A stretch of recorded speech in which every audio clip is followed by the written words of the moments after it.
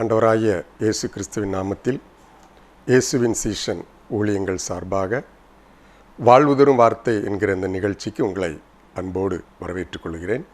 இந்த நாளிலும் ஆண்டவர் நமக்கு தருகிற வாழ்வு கொடுக்கும் ஒரு வார்த்தையை நாம் தியானிப்போம். லூக்கா எழுதின சுவிசேஷம் 18வது அதிகாரம் முதல் வசனம். லூக்கா 18:1. சோர்ந்து போகாமல் எப்பொழுதும் ஜெபம் பண்ண வேண்டும் என்பதை குறித்து அவர்களுக்கு அவர் ஒரு உவமையை சொன்னார். இந்த வசனத்தினுடைய முதற் பகுதியை மனதிலே வைத்துக் கொள்வோம். சோர்ந்து போகாமல் எப்பொழுதும் ஜெபம் பண்ண வேண்டும். எப்பொழுதும் ஜெபம் பண்ண வேண்டும். ஜெபிக்காத கிறிஸ்தவர்கள் யாரும் இருக்க முடியாது. எல்லோரும் ஏதோ ஒரு விதத்திலே கொஞ்ச நேரமாவது நாம் ஜெபித்து கொண்டுதான் இருக்கிறோம். ஜெபம் மிகவும் முக்கியமான ஒரு காரியம் என்று ஆண்டவர் பல விதங்களிலே நமக்கு வலியுறுத்தி சொல்வதை நாம் பார்க்க முடியும். ஆனாலும் எல்லாரும் ஜெபிக்கிறவர்கள் தானே என்று சொல்லி நம்ம ரொம்ப எளிதாக அந்த ஜெபத்தின் உபதேசத்தை கடந்து போய்விட முடியாது. இயேசுநாதர் இங்கே சொல்லுகிறார், எப்பொழுதும் ஜெபம் பண்ண வேண்டும் என்று சொல்லி. எப்பொழுதும் என்றால் 24 மணி நேரமும் அந்த அர்த்தம் அல்ல. எப்பொழுதும் என்று ஆண்டவர் சொல்வது எந்த சூழ்நிலையிலும் எந்த நேரத்திலும் எப்படிப்பட்ட சூழ்நிலையாக இருந்தாலும், அதாவது எப்பொழுதும் என்பதை இப்படி சொல்லலாம்.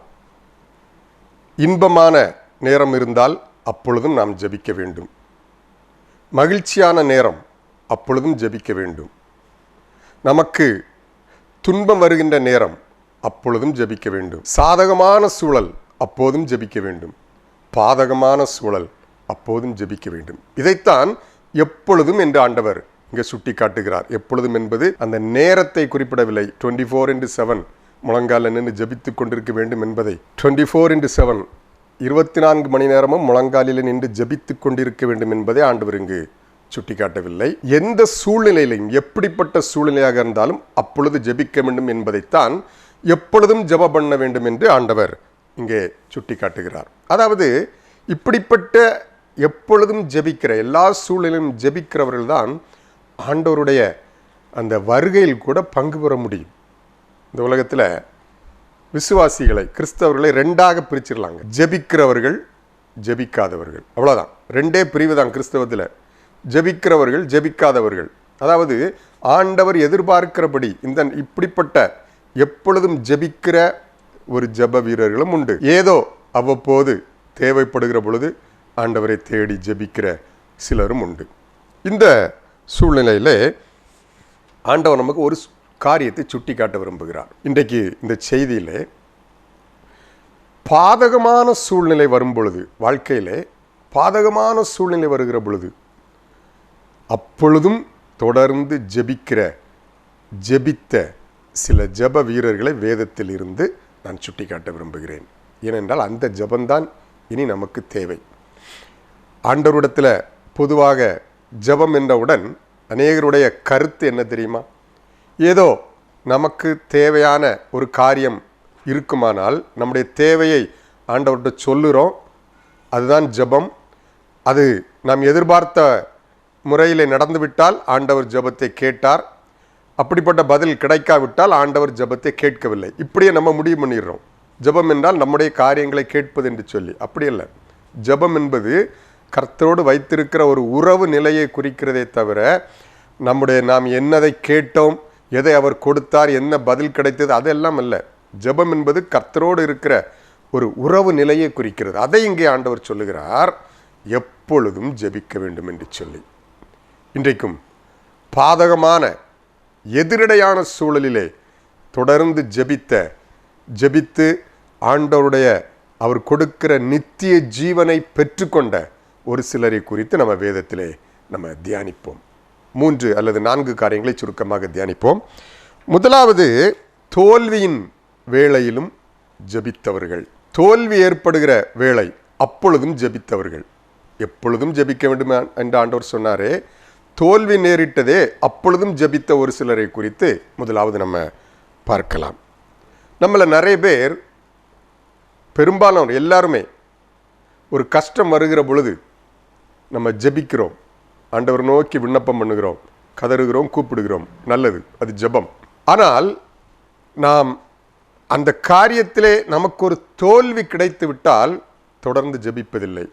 உதாரணமாக, நமக்கு மருத்துவமனையிலே அவசர சிகிச்சை பிரிவில் ஒருவர் ரொம்ப கிரிட்டிக்கலான சூழ்நிலையிலே அனுமதிக்கப்பட்டிருக்கார், நம்முடைய உறவினர் ஒருவர் அனுமதிக்கப்பட்டிருக்கிறார் என்று வைத்துக்கொள்வோம். அவர் அங்கே தீவிர சிகிச்சை பெற்று வருகிறார். அப்பொழுது நம்ம ஆண்டவரிடத்தில் நம்ம ஜெபிப்போம், ஆண்டவரே எப்படியாவது ஆண்டவர் நல்ல சுகத்தை தாங்க என்று சொல்லி நம்ம ஆண்டவரிடத்தில் ஜெபிப்பது உண்டு. எப்படியோ ஆண்டவர் அந்த சூழ்நிலையிலே அவர் கிரியை செய்கிறார். ஆனாலும் எதிர்பார்த்த சுகம் கிடைக்கவில்லை. அந்த நபர் மரித்து விட்டார் என்று வைத்துக்கொள்ளும். அவர் மரித்து விட்டார். அப்போ நம்ம எப்படி முடிவு பண்ணோம் அப்படின்னா, ஜெபித்தேன், ஆண்டவர் ஜெபத்தை கேட்கவில்லை என்று சொல்லி அதன் பிறகு அதற்காக ஜெபிப்பதும் இல்லை. அதன் பிறகு நம்முடைய ஜெபம் முற்றிலும் வித்தியாசப்பட்டுவிடும். ஆனால் தோல்வி ஏற்பட்ட பிறகும் தோல்வியின் வேளையிலும் தொடர்ந்து ஜெபித்தவர்களைத்தான் ஆண்டவர் இந்த உலகத்திலே மேன்மைப்படுத்தி வைத்தார். அவர்களுக்குத்தான் நித்திய ஜீவன் வரைக்கும் மேன்மையான வாழ்வை கொடுத்து அவர் ஆசீர்வதித்தார் என்று நம்ம வேதத்தில் அநேகரை பார்க்க முடியும். ஒரு உதாரணத்தை நான் சொல்லுகிறேன். யோசுவா 7ஆம் அதிகாரத்தில் ஒரு சம்பவம் இருக்கிறது.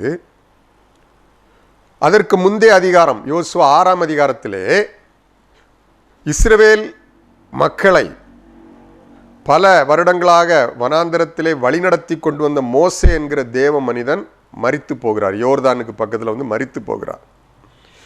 அதன் பிறகு யோர்தானை தாண்டி செல்ல வேண்டிய ஒரு பொறுப்பு யோசுவா என்கின்ற ஒரு தலைவனுக்கு கொடுக்கப்பட்டது. யோசுவா ஜனங்களை யோர்தானை பிளந்து அக்கறைப்படுத்துகிறார். எரிகோ என்று ஒரு பட்டணம் வருகிறது. மிகப்பெரிய ஒரு யுத்தமாகத்தான் அது இருந்திருக்க வேண்டும். சவால் நிறைந்த ஒரு காரியம். ஆனால் எரிகோவை மிக எளிதாக அவர்கள் பிடித்து விட்டார்கள். அதற்கு அடுத்தது ஆயி என்கிற ஒரு பட்டணம் இருக்கிறது.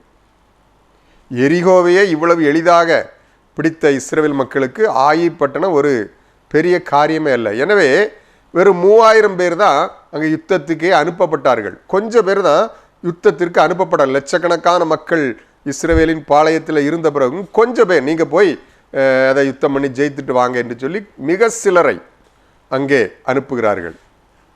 ஆனால் நடந்தது என்ன தெரியுமா?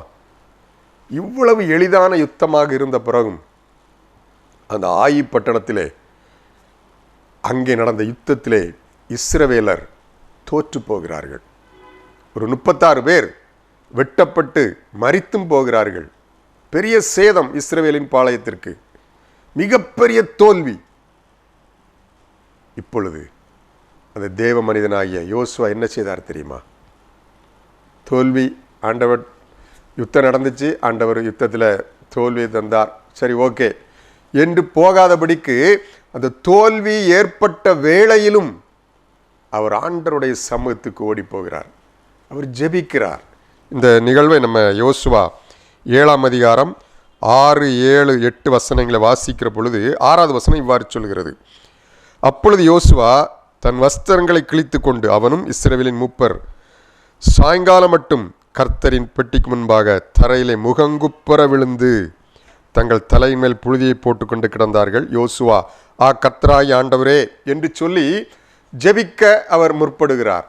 அன்பான ஆண்டவருடைய பிள்ளைகளே, தோல்வி ஏற்படுகிற பொழுது, நம்முடைய வாழ்க்கையிலே நாம் நினைத்த ஒரு காரியத்திலே மிகப்பெரிய வீழ்ச்சி ஏற்படுகிறது, தோல்வி ஏற்படுகிற பொழுது அப்படியே இனி அவ்வளவுதான் என்று சொல்லி துகண்டு விடாதபடிக்கு, அல்லது ஆண்டவர் மேல் உள்ள ஒரு கோபத்திலே அப்படியே பின்மாறி போய்விடாதபடிக்கு அவர்கள் என்ன செய்தார்கள் என்றால், கர்த்தருடைய சமூகத்தில் விழுந்து கிடந்து ஜெபத்தை அதிகரித்தார்கள், ஜெபிக்க ஆரம்பித்தார்கள். சாயங்காலம் மட்டும் விழுந்து கிடந்து ஜெபிக்க ஆரம்பித்தார்கள். தோல்வியின் வேளையிலே ஆண்டவர் சமூகத்திலே போக முடிகிறதா? இந்த உலகத்தில் எல்லா காரியமும் நம்ம நினைக்கிற மாதிரிலாம் நடக்காது. பல சூழ்நிலைகளிலே நமக்கு நினைத்ததற்கு மாறாக ஒரு தோல்வியான அனுபவங்கள் நமக்கு வரும். ஆனால் ஆண்டவர் சொல்லுகிறார், எப்பொழுதும் ஜெபம் பண்ண வேண்டும். தோல்வி நேரையா? அப்பொழுதும் ஜெபம் பண்ண வேண்டும். தோல்வி நடந்து விட்டதா? அப்பொழுதும் ஜெபிக்க வேண்டும். யோசுவா மிகப்பெரிய தோல்வியிலும் அங்கே போய் ஆண்டவர் சமூகத்திலே ஜெபிக்கிறார். ஒருவேளை இப்படி சிந்திக்கலாம், யோசுவா இந்த தோல்வியின் வேளையிலே ஜெபித்திருக்காவிட்டால், நமக்கு அதற்கு பிறகு நடந்த சம்பவம் தெரியும். இந்த ஜெபத்தை ஆண்டவர் கேட்டார், அவர்களுக்கு இருக்கிற குறையை சுட்டி காட்டினார், அதை சரி செய்த பொழுது மிகப்பெரிய வெற்றியை மறுபடியும் அவர்களுக்கு கொடுத்தார் அந்த ஆயி பட்டணத்தின் மேலே. யோசுவா ஒருவேளை சரி தோற்றுவிட்டோம் என்று சொல்லி ஜெபிக்காமல் இருந்திருந்தால் அந்த பட்டணத்தை ஜெயிக்க முடியாது. இஸ்ரவேலருடைய பிரயாணமே அதோடு நின்று போயிருக்கும். அன்பான ஆண்டுடைய பிள்ளைகளே, ஒருவேளை பாதகமான சூழ்நிலை, தோல்வி போன்ற சூழ்நிலை வந்தாலும் ஆண்டவரிடத்திலே தொடர்ந்து அந்த ஜெப உறவு நிலையிலே நாம் முன்னேறி செல்வோம் என்று சொன்னால் அவர் இன்னொரு வழியை காட்டி நம்மை நடத்தி செல்ல போதுமான ஆண்டவராக இருக்கின்றார். ஆண்டவரிடத்தில் 1000 வழிகள் இருக்கிறது. அதனால் நடந்துவிட்ட வாழ்க்கையில் நடந்துவிட்ட ஒரு நிகழ்வை வைத்துவிட்டு அந்த தோல்வியின் வேளையில் அப்படியே துவண்டு விடுவோம் என்று சொன்னால் அது ஆண்டவருக்கு பிரியமான ஒரு வாழ்க்கையாக இருக்க முடியாது. அதுக்கு அந்த ஓமையை ஆண்டவர் சொன்னார். ஒரு விதவை பல முறை சென்று ஒரு தன்னுடைய நியாயத்திற்காக ஒரு நீதிபதியிடத்தில் நியாயம் கேட்கிறாள். பல முறை கேட்கிறாள். தோல்வி, தோல்வியின் மேல் தோல்வி. தொடர்ந்து அவள் இந்த ஜெபத்திலே உறுதியாய், ஜெபம் என்பது அந்த நீதிபதியிடத்திலே அவள் போய் பேசுகிறதை குறிக்கிறது.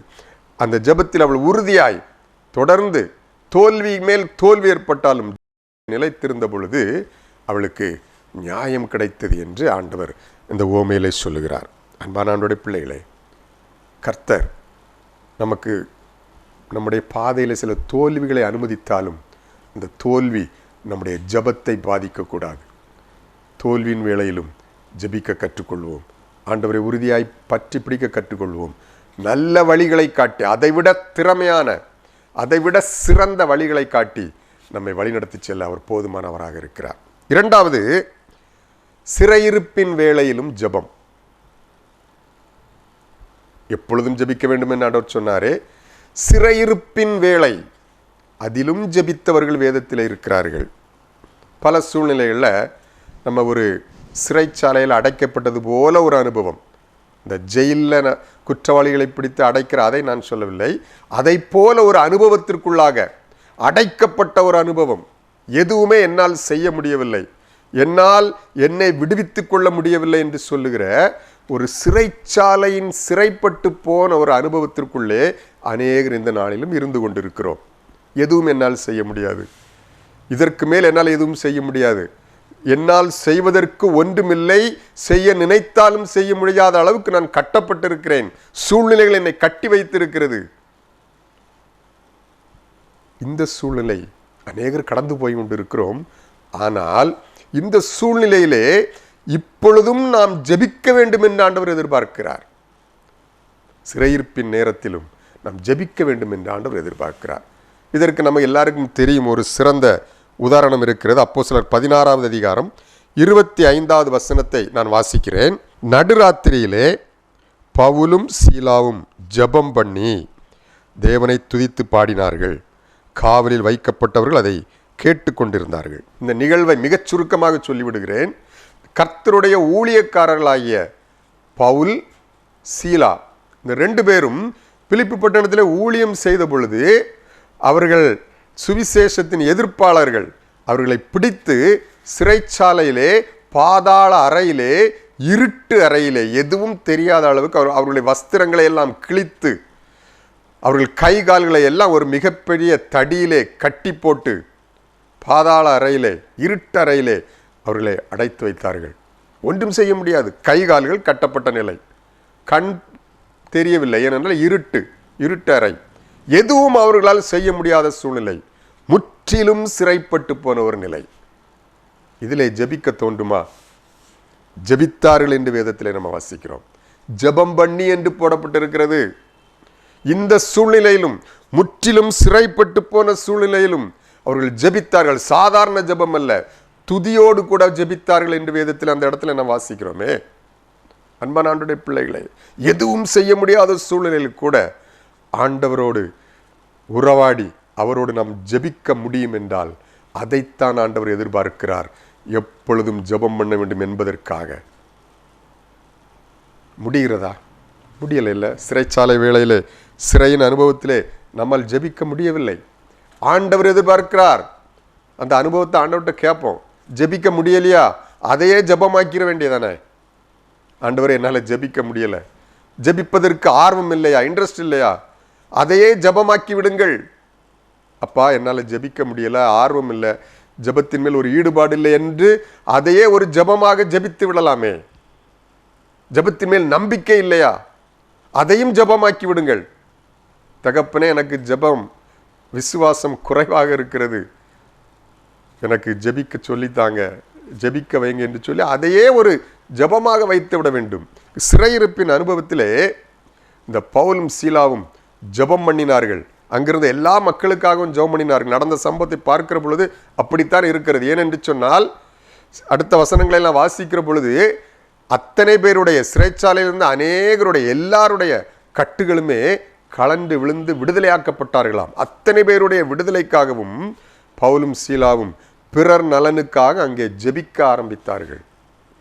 நம்முடைய நிலைமை எப்படி இருக்கிறது? கொஞ்சம் சிறையிருப்பின் அனுபவம் வந்த பொழுது அப்படியே முடங்கி போய்விடுகிறோம். ஜெபமும் இல்லை, மணிக்கணக்காக, நாள் கணக்காக, மாதக்கணக்காக ஜெபத்தில் இருந்து பின்வாங்கி போய்விடுகிறோமே. இந்த சிறையிருப்பின் அனுபவம் முடிகிற வரை நம்ம ஜெபிப்பதே இல்லை. ஆனால் ஆண்டவர் அப்படி சொல்லவில்லை, எப்பொழுதும் ஜெபம் பண்ண வேண்டும் என்று சொல்லி வேதத்தில் இன்னொரு ஊழியக்காரனை நான் காட்ட விரும்புகிறேன். கொலோசையர் 1 வசனத்தை வாசிக்கிற பொழுது, அதை எங்களுக்கு பிரியமான உடன் வேலையாளும் உங்களுக்காக கிறிஸ்துவின் உண்மையான ஊழியக்காரனமாயிருக்கிற எப்பாப்பிராவினிடத்தில் நீங்கள் கற்றறிந்திருக்கிறீர்கள். பவுல் எப்பாப்பிரா என்கிற ஒரு ஊழியக்காரனை குறித்து உண்மையுள்ள ஊழியக்காரன் என்று சொல்லுகிறார். இந்த எப்பாப்பிரா எதிலே உண்மையாயிருந்தார் சொன்னால் ஜெபத்திலே உண்மையாயிருந்தார். எந்த சூழ்நிலையிலும் ஜெபத்திலே அவர் உண்மையுள்ளவராக இருந்தபடினால்தான் பவுல் அதை சொல்லுகிறார். சாதாரணமான உண்மைத்தன்மை அல்லங்க.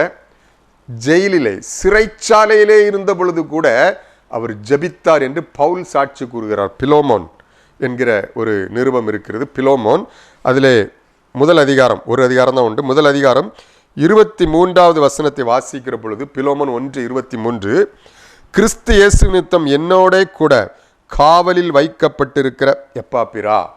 பவுல் காவலிலே அடைக்கப்பட்டிருந்த பொழுது எப்பாப்பிராவும் அடைக்கப்பட்டிருந்தார். ஆனால் அந்த சூழ்நிலையில் கூட அவர் போராடி ஜெபித்தாராம். அதை பவுல் கொலோசையருக்கு எழுதின நிருபம் 4 அதிகாரம் 12 வசனத்திலே சொல்லுகிறார். அதை நான் வாசிக்கிறேன். எப்பாப்பிராவும் உங்களுக்கு வாழ்த்தல் சொல்லுகிறான். உங்களை சேர்ந்தவனும் கிறிஸ்துவின் ஊழியக்காரனுமாகிய இவன் நீங்கள் தேவனுக்கு சித்தமானவர்கள் எல்லாவற்றிலும் தேறினவர்களாயும் பூரண நிச்சயமுள்ளவர்களாயும் நிலைத்திருக்க வேண்டுமென்று தன் ஜெபங்களில் உங்களுக்காக எப்பொழுதும் போராடுகிறான். இருக்கிறது சிறைச்சாலை, ஆனால் விசுவாசிகளுக்காக, சபை மக்களுக்காக, அதாவது பிறருக்காக, அவன் அவர்களுடைய விசுவாச வாழ்வுக்காக சிறைச்சாலையில் இருந்து கொண்டு போராடி ஜெபிக்கிறான். சிறையின் அனுபவத்திலே ஜெபம். அதனால்தான் பவுல் அவனை ஆரம்பத்திலே உண்மையுள்ள ஊழியக்காரனாகிய எப்பாப்பிரா என்று பவுல் அவனை குறிப்பிடுகிறார். அன்பான ஆண்டவருடைய பிள்ளைகளே, சிறையின் அனுபவத்திலே ஜெபிப்பதற்கு உண்மையாக இருக்க வேண்டும். நாம் ஜெபத்திலே உண்மையாக இருக்க வேண்டும். ஜெபம் என்பது ஆண்டவரோடு உறவாடுகிற நேரம். அது அவர் பேசுகிறதாக இருக்கலாம், ஒரு பாட்டு கூட பாடலாம், வேதத்தை தியானிக்கலாம். ஆண்டவரோடு இருக்கிற நேரத்துக்கு பேர் தாங்க ஜெபம். ஆண்டவரோடு வைத்திருக்கிற ரிலேஷன்ஷிப்புக்கு பேர் தான் ஜெபம். அதிலே நாம் உண்மையாக இருக்க வேண்டும். சிறையிருப்பின் நேரத்திலும் அதிலே நாம் உண்மையாக இருந்தோம் என்று சொன்னால் உண்மையுள்ள ஊழியக்காரனை என்று சொல்லுகிற வார்த்தையை ஆண்டவரிடத்தில் கேட்க முடியும். எப்பொழுதும் ஜெபம் பண்ண வேண்டும். 3வது இன்னொரு காரியத்தை நான் சொல்லுகிறேன். எதிர்ப்பின் வேளையிலும் ஜெபியுங்கள். எதிர்ப்பின் வேளையிலும் ஜெபியுங்கள். ஜெபத்தை நம்முடைய என்னைக்கு நம்ம ஜெபிக்க ஆரம்பிக்கிறோமோ, ஜெபிக்கிற கிறிஸ்தவனாக என்னைக்கு ஆரம்பிக்கிறோமோ, உடனடியாக நம்முடைய ஜெபத்தை முடக்கி போடுவதற்கு பிசாசு பல விதங்களிலே பல திட்டங்களை எதிராக கொண்டு வருவான். சாதாரணமாக ஒரு பொழுதுபோக்குகளை டிவியின் மூலமாக, மொபைல் ஃபோன் மூலமாக பொழுதுபோக்கு அம்சங்களை நமக்கு காட்டி கூட ஜெப நேரத்தை எப்படியாவது அதை தடுத்து நிறுத்திவிட வேண்டும் என்று சொல்லி நம்மை பிசாசு எதிர்க்கிறான். பலவித சரீர பலவீனங்கள், இப்படி பல விதங்களிலே நேரடியாக பிசாசனுடைய எதிர்ப்பு, ஜெபத்திற்கு அவன் எதிர்ப்பு தெரிவிக்கிறான். ஜெபிக்கக்கூடாது என்று சொல்லி நம்மை பல விதங்களிலே பிசாசு திசை திருப்புவதை நாம் காண முடியும். சில நேரம் நேரடியாகவும் எதிர்ப்பு வரும். நம்முடைய குடும்பத்தார் மூலமாக, பக்கத்தில் இருக்கிற மக்கள் மூலமாக நீங்கள் ஜெபிக்கக்கூடாது என்று சொல்லி நேரடியாகவும் எதிர்ப்பு வரும். அப்படி ஒரு சம்பவம் வேதத்தில் இருக்கிறது. அந்த வசனத்தை நான் வாசிக்கிறேன். தானியேல் 6ஆம் அதிகாரம் 10வது வசனம். தானியோலவென்றால் அந்த பத்திரத்துக்கு கையெழுத்து வைக்கப்பட்டதென்று அறிந்த போதிலும் தன் வீட்டுக்குள்ளே போய் தன் மேல் அறையில் எருசலேமுக்கு நேராக பலகணிகள் திறந்திருக்க அங்கே தான் முன் செய்து வந்தபடியே தினம் 3 வேளையும் தன் தேவனுக்கு முன்பாக முழங்காற்படியிட்டு ஜெபம் பண்ணி ஸ்தோத்திரம் செலுத்தினான். ஒரு மிகப்பெரிய எதிர்ப்பு ஜெபத்திற்கு அந்த தேசத்திலே வருகிறது. தானியேலை பிரதானியாக ராஜா உயர்த்தினபடினாலே அது பிடிக்காத சிலர் அந்த ராஜாவின் மூலமாகவே ஒரு கட்டளையை பிறப்பித்து விட்டார்கள். எப்படி? சுமார் 30 நாட்களுக்கு ராஜாவிடம் தவிர வேறு யாரிடமும் விண்ணப்பம் பண்ணக்கூடாது. எந்த பிரச்சனையானாலும் ராஜாவிடத்திலே சொல்ல வேண்டும். அதாவது வேறு எந்த தெய்வத்திடமும் யாரும் ஜெபம் பண்ணக்கூடாது, விண்ணப்பம் பண்ணக்கூடாது என்று ஒரு சட்டம் போட்டு விட்டார்கள். இந்த சட்டம் தானியேலுக்கு தெரியும். அங்கே நம்ம இதில் வாசிக்கிறோம், தானியேலோவென்றால் தானியேலுக்கு தெரிந்த பிறகும், இப்படி ஒரு சட்டம் இருக்கிறது தெரிந்த பிறகும், எதிர்ப்பு இருக்கிறது என்று தெரிந்த பிறகும் எதையும் கண்டுகொள்ளாமல் தன்னுடைய வழக்கத்தின்படியே ஜெபத்தை அவன் தொடர்ந்தான். 3 நேரம் முழங்காற்படியிட்டு தன்னுடைய வழக்கத்தின்படியே ஜெபத்தை தொடர ஆரம்பித்தான். எதிர்ப்பிலும் ஜெபம். மேலான அதிகாரத்துக்கு கீழ்ப்படிய வேண்டும், உண்மைதான். அரசாங்கம் ஒரு சட்டம் போட்டால் கீழ்ப்படிய வேண்டும். ஆனால் வசனம் என்ன சொல்லுகிறது? மேலான அதிகாரம், ராஜாவை விட மேலான அதிகாரம் ஆண்டவர்கிட்ட இருக்குது. அவர் சொல்லுகிறார் எப்பொழுதும் ஜெபம் பண்ண வேண்டும் என்று சொல்லி, ராஜா சொல்லுகிறார் ஜெபம் பண்ணக்கூடாது. அப்ப மேலான அதிகாரம் எது? அவர் சொன்னதை நான் கீழ்ப்படிய வேண்டும். அவர் எப்பொழுதும் ஜெபம் பண்ண வேண்டும் என்று சொல்லுகிறார். தானியேல் எப்பொழுதும் ஜெபம் பண்ணினான். இன்றைக்கும்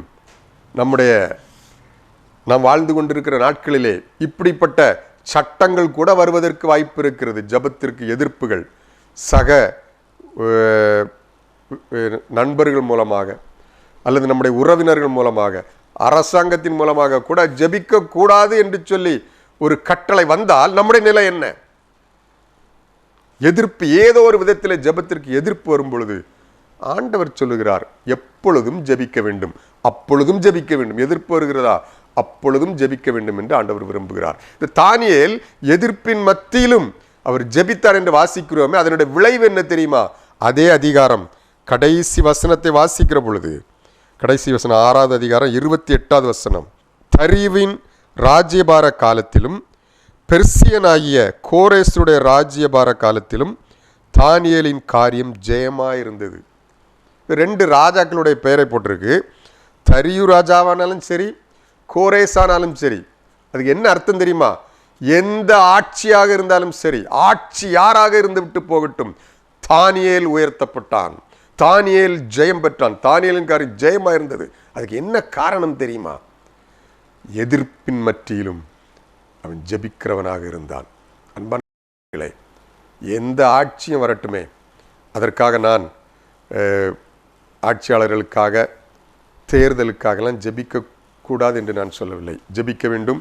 அநியாயம் செய்கிறவர்கள், அக்கிரமம் செய்கிறவர்கள், அநீதியாய் ஆட்சி நடத்துகிறவர்கள் மாற்றப்பட வேண்டும். அதிலே எந்த மாற்று கருத்தும் இல்லை. ஆனால் நான் ஜெபிக்கிறவனாக, எப்பொழுதும் எதிர்ப்பின் மத்தியிலும் ஜெபிக்கிறவனாக இருப்பேன் என்று சொன்னால், நிச்சயமாக எந்த ஆட்சியாக இருந்தாலும், கோரேசாக இருந்தாலும், தரியுவாக இருந்தாலும், தானியேலின் காரியம் ஜெயமாக இருந்தது. காரணம், எதிர்ப்பிலே ஜெபிக்கிறவனாக இருந்தான். கடைசியாக ஒரே ஒரு காரியத்தை சொல்லி நான் நிறைவு செய்கிறேன். மரண வேளையிலும் ஜெபியுங்கள். மரண வேளையிலும் ஜெபியுங்கள்.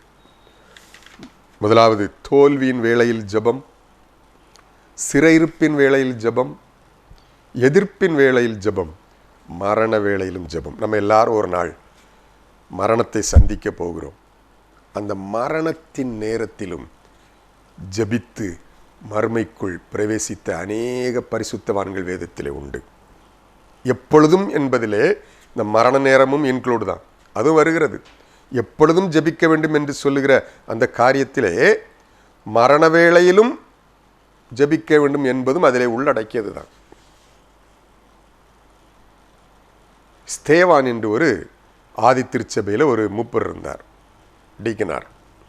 அந்த ஸ்தேவானை குறித்து வாசிக்கிறோம். அவர் அநியாயமாக கர்த்தருடைய ஊழியத்தை செய்த ஒரே காரணத்திற்காக அவர் கொலை செய்யப்படுவதற்கு கல்லெறியப்படுகிறார்.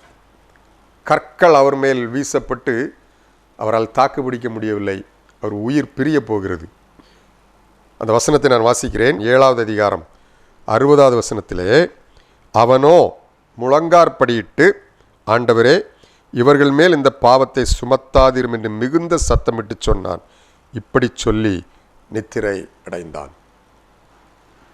ஸ்தேவான் உயிர் போக போகிறது. அப்பொழுது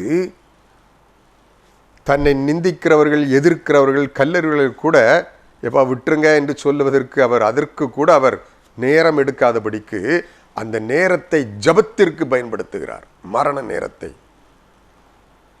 ஜெபத்திற்கு பயன்படுத்துகிறார். அதனுடைய விளைவு என்ன தெரியுமா?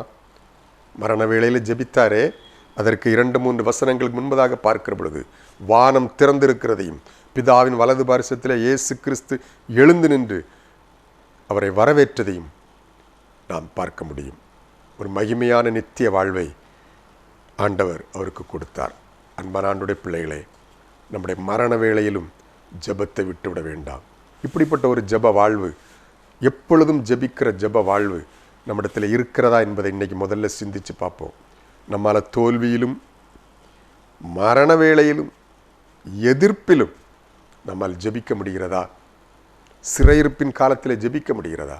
முடியவில்லை என்றால் இன்றைக்கு ஆண்டவரிடத்தில் அந்த ஜெப அனுபவம், நீங்கள் தானே ஆண்டவரை சொன்னீங்க எப்பொழுதும் ஜெபிக்க வேண்டும்னு சொன்னீங்களே, அந்த ஜெப அனுபவத்தை தாருங்கள் என்று சொல்லி அந்த ஒரு ஜெபத்திற்காக நம்ம ஒரு ஜெபம் ஏறெடுப்போம். ஜெப வாழ்விற்காக நம்ம ஒரு ஜெபம் ஏறெடுப்போம். அந்த ஜெபம் எப்பொழுதும் ஜெபிக்கிற ஒரு ஜெப ஜீவியம் நமக்கு கிடைத்து விட்டால் மற்ற எல்லா காரியங்களையும் ஆண்டவர் நமக்கு நேர்த்தியாக நிறைவேற்றி தருவார். நித்திய ஜீவன் வரைக்கும் நம்மை வழி நடத்துவார். கண்களை மூடி ஜெபிப்போமா? எங்களை நேசிக்கிற நல்ல ஆண்டவரே, கிருபையாக கொடுத்த இந்த நேரத்திற்காக நன்றி செலுத்துகிறோம். ஆண்டவரே, எப்பொழுதும் ஜெபம் பண்ண வேண்டும் என்று சொல்லி எங்களுக்கு கற்றுக் கொடுத்திருக்கிற ஆண்டவரே, இந்த நாளிலும் ஜெபிக்க முடியாமல் கொஞ்ச நேரம் கூட ஜெபிக்க முடியாதபடிக்கு ஆண்டவரே கஷ்டப்படுகிற எல்லா விசுவாசிகளுக்காக நான் உம்மை நோக்கி பார்க்கிறேன். எல்லாருடைய வாழ்விலும் கர்த்தர் எதிர்பார்க்கிற இந்த எப்பொழுதும் ஜெபிக்கிற அந்த ஜெப அனுபவம் ஒவ்வொருவருடைய வாழ்விலும் ஆண்டவர் கொடுத்து வழிநடத்தும்படியாக ஜெபிக்கிறோம். கடைசி நாட்களிலே நான் கண்ணீரின் ஆவியையும் விண்ணப்பத்தின் ஆவியையும் தாவீதின் குடும்பத்தின் மேல் ஊற்றுவேன்னு சொன்னீங்கப்பா. அதே போல் ஆண்டவரே, கண்ணீரோடு எல்லா நேரமும் உம்முடைய பாதத்தில் அமர்ந்திருந்து ஜெபிக்கிற அந்த ஜெப ஆவியினாலே ஒவ்வொருவர் நிரப்பும். அதன் வழியாய் வாழ்க்கையின் எல்லா சூழ்நிலைகளும் ஜெயம் பெற்றவர்களாய் நித்திய ஜீவனையும் சுதந்திரித்துக் கொள்வதற்கு ஒவ்வொருவருக்கும் உதவி செய்யுங்க. உம்முடைய கருத்தில் அர்ப்பணிக்கிறோம். இயேசுவின் மூலம் ஜெபிக்கிறோம் நல்ல பிதாவே, ஆமென். God bless you.